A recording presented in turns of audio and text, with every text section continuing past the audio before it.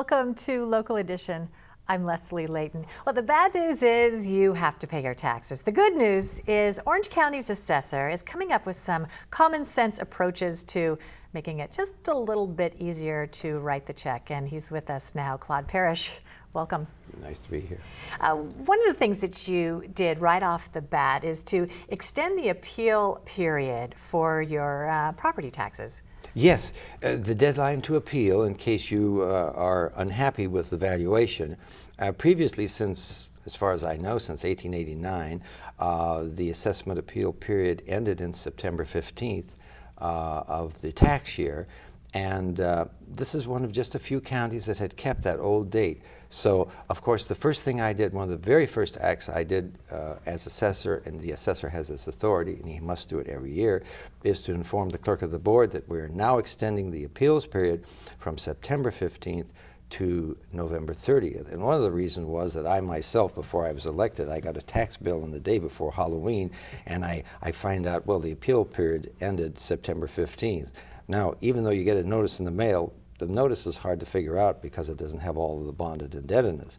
So this gives the taxpayers time to get ready. When they're ready to even write the check, hey, something isn't right, I can still file an appeal.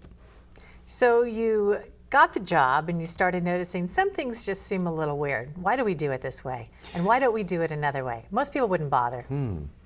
Well, you know, my mother had a lot of problems with her taxes. In fact, my mother almost lost her property because she was over almost 5 years behind in her taxes. Whoops. And my mother knew Howard Jarvis. And of course, my mother would appeal her taxes and she'd lose every single time. And there was no such thing as a taxpayer advocate, which is another thing to talk about. But I have empathy for the taxpayer, and I like to eliminate stress if I can. So there you have it. There you go. Well, let's talk about the Taxpayer Advocate. One of the things you've done is create an office for the Taxpayer Advocate. How does that work? Well, you know, the Franchise Tax Board and the Board of Equalization and the IRS all have taxpayer advocates. And of course, I came from the Franchise Tax Board and the Board of Equalization. I was one of the elected members. And so I had empathy that, you know, people have problems, and do they ever call up? So Orange County did not have a taxpayer advocate. In fact, only 3 other counties had a taxpayer advocate. So I knew it would be very important. And so I created this office I interviewed less than 14 people to get the right person. And so her name is Maria Melchor, and that's all she does is help the taxpayer. And I think I gave you a card, and it says on the card, Taxpayer Advocate's Office, quotation mark, a public defender for the taxpayer. So my dream was realized for Orange County. We never had one before.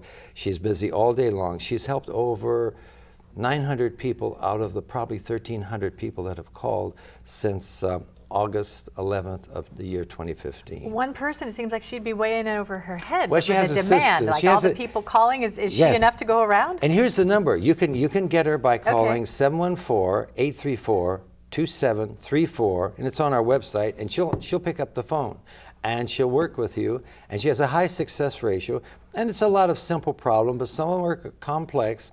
And I would like to say this, that people have asked me, Mr. Parrish, what's the biggest problem you have seen while you've been assessor? And that seems to be people putting their property into a trust. They may talk with the attorney, but they forget to talk to the CPA or accountant. So that's a big problem, and she addresses that. She can correct mistakes.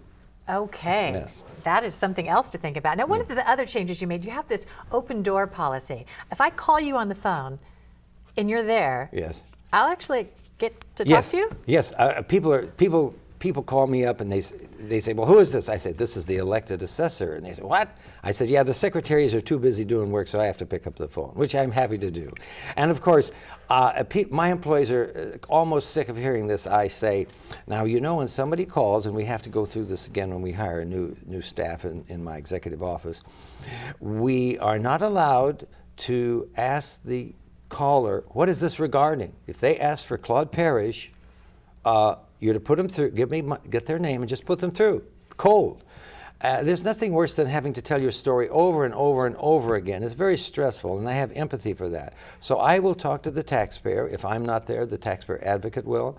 And I've told my staff that they question this. They say, well, Mr. Parrish, suppose they're nasty and rude and argumentative. I said, well, you know, we have to view ourselves as if we are doctors, you know, veterinarians. Would a veterinarian be mean to a little cat or a little dog? No. Even though the little cat wants to scratch you and the dog wants to bite you, you have to be nice to the little cat or dog. So we must view ourselves as the constituents. We are their servants. But how do you have the time? Oh, well, you'd be surprised. You've come and look at my desk, you'll see there's no, at the end of the day, everybody gets a call back.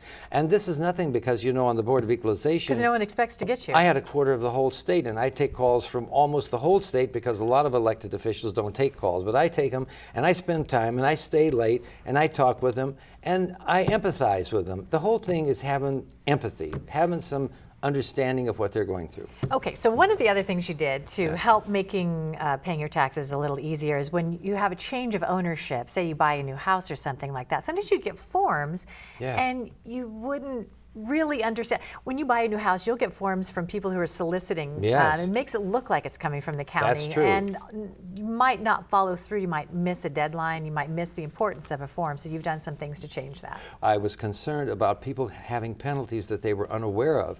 And there's something called the preliminary change of ownership. We refer to it as the PCOR.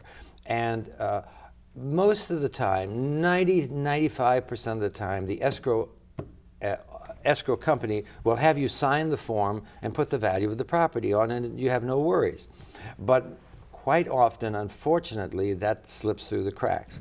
So the assessor, according to the state constitution, is charged with sending a notice to the taxpayer saying, please fill, it's a one-page form, and you have to fill it out. It's very simple, relatively simple, and send it in. So what happens when people get it, it was on paper like this, just black and white. And your head would almost spin because there's a lot of printing on there. And people would say, I'm going to call my broker, I'm going to call the escrow company. And the response was, don't worry, it's been sent. You can throw it in the trash. You don't have to pay, you don't have to pay any attention to it.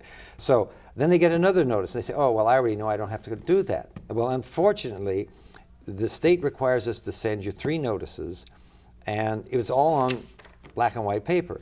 So since I work for the state, I said, I want to change this form and tell people that if they don't fill it out, there's a possibility of 10% of the value of the tax bill as a penalty up to a maximum of $5,000, and on an apartment complex, it's up to $20,000 or 10% of the tax bill, the highest, whichever is the lower, which would be the $20,000 minimum. So I said, well, the only thing I can do is change the color of the wording because the forms are dictated by the state of California.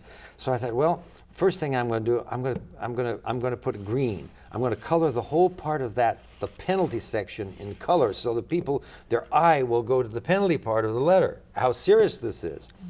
And then the second letter will be yellow, like the yellow light. And there's still no penalty yet. And after the penalty, I cover the whole section of the page with red ink. And so so have you got much better response on this? Yes. So because of the attention drawn to that, it's down to almost nothing. But I said, this isn't good enough. When the letter goes out with the red coloring, the penalty is in place, but there's like a 20-day grace period that the penalty could be removed. So I've had the Taxpayer Advocate get the list of these individuals, see if they can get the telephone number, call the individual and say, you need to fill this form out or you'll have a penalty, and it's just disclosing the purchase price of the house. So there you have it. Claude Parrish, thank you so much for sharing this with us today. We're so glad you could be here, and we're glad you could join us as well. I'm Leslie Leyton.